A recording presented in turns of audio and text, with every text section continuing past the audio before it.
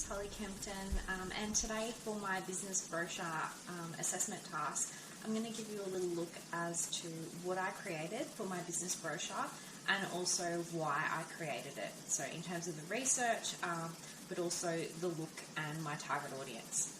So as you can see, the brochure contains my name at the front with my modality, which would be as a nutritionist. And I've included the use of the logo here. When you open up, there is an About Me section of the pamphlet. In the middle, there's a little tagline there, how I can help, so nutrition services, meal plans, workshops and cooking classes. On the inside, I've got a little catchy quote, which I'll go through later. And on the back is where people can find me. Okay, so what I decided to do was I decided that the pamphlet should be, including something like specialising in plant-based nutrition. Now, the reason I went with plant-based is because, according to Euromonitor, between 2015 and 2020, Australia is projected to continue as the third fastest growing vegan market in the world at 9.6% growth. So as demand increases rapidly, Australia's packaged vegan food market is set to reach about 215 million by 2020. So an increasing number of companies are starting to expand their consumer appeal by staying away from animal ingredients wherever possible.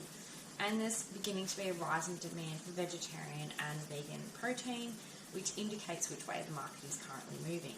So last year, Roy Morgan revealed that the number of Australians who eat all or mostly vegetarian has risen from 1.7 million to 2.1 million in just 4 years.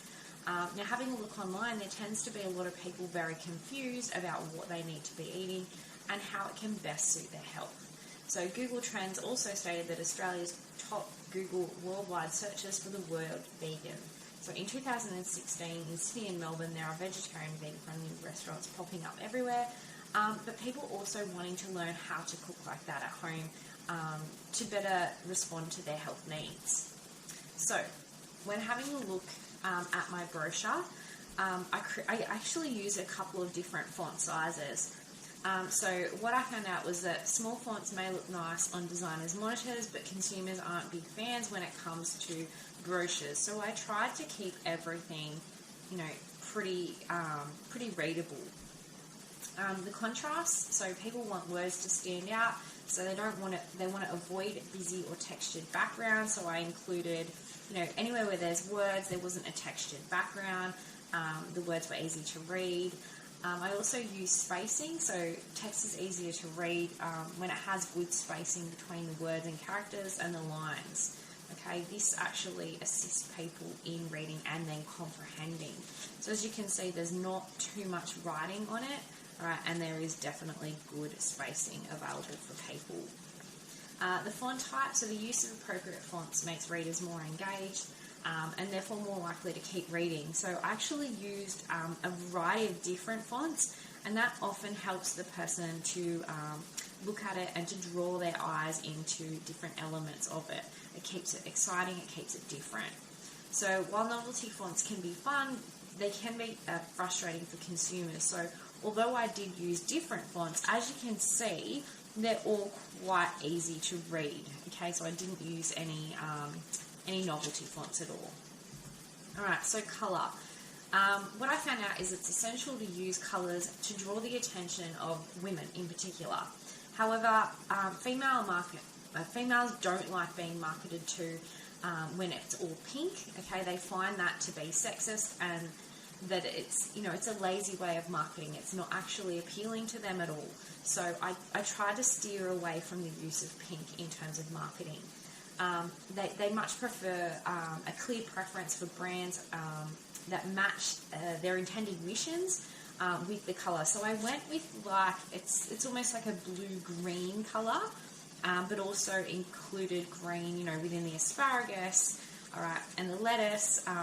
And the reason for that is that it markets, green as being something healthy.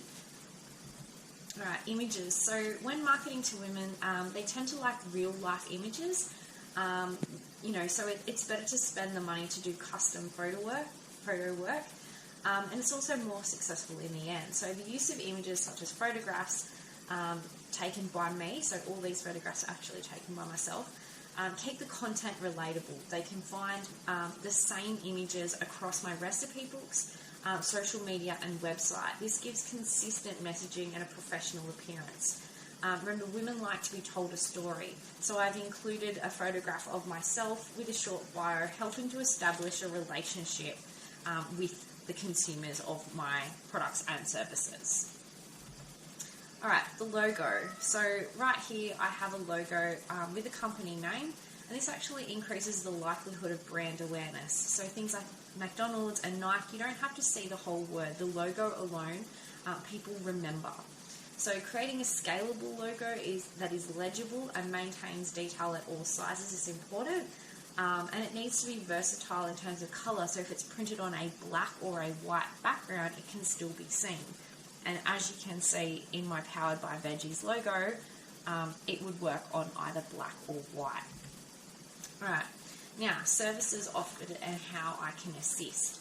So you can see here that's probably the area of the most text. However, I did keep it simple and short with plenty of options of how consumers can find out more, and that's in the Find Me section. So this increases engagement across the platforms, and it still establishes a trust that messaging is consistent and professional. So as you can see, there are a range of different ways that I can help a consumer. So I've got nutrition services, so it can be in person, via Skype or phone, including meal plans, workshops and cooking classes that are more hands-on. So trying to establish what my target wants and then how I can do that. Catchy taglines and quotes. So I use empowering words to help build a relationship of trust, particularly in the targeted demographic, as women tend to feel more connected to the brand.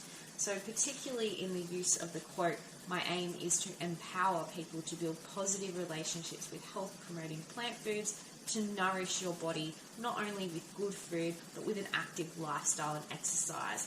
So it's really empowering, women to feel like they can make changes in their life. Alright, so according to the text marketing principles written by Pride, Farrell, Lucas, Chambry and Ninan, there are 8 essential marketing principles. So I'm going to outline how I've used these for the effectiveness in my marketing campaign. So identifying and analysing the target audience. So females aged between 25 and 44. Apparently 76% of females are following me via Instagram and 88% via Facebook. So with Instagram, it's 48% Australian, with the majority of Sydney or Melbourne, followed by 19% from the US. So Facebook, it's mostly from Wollongong, which is the city in which I live, but also the closest major city, which would be Sydney. With the website, it's a little bit different. So the users are from the US, quite a large number of those, and Australia again. So my social media target is to use storytelling as a marketing strategy. So it's purported that communicating through the use of storytelling is particularly effective in female consumers. It builds trust so that they want to do business with the brand. For this age bracket, it's all about good health. So a study by Brandwise reported that 90% of women aged 25 to 34, they actually look at health information online, with 44% of the age target trying to practice a more green and healthy lifestyle. And this links directly to my marketing strategy, providing holistic service as a nutritionist, but also as a health coach. So defining the advertising objectives. So it needs to be specific and measurable. The objective of the pamphlet is to increase the sale of packages to women, and in particular, my targeted area of Wollongong. This would be best distributed in areas such as local cafes, mothers group facilities, childcare facilities, gyms and health clubs, possibly medical centres, maybe yoga and Pilates studios, and also bulk food stores. Creating the advertising platform. So this includes the basic issues of selling points that an advertiser wants to include in the campaign. My services are tailor-made, so specifically focusing on increasing the consumption of whole foods with that plant-based component.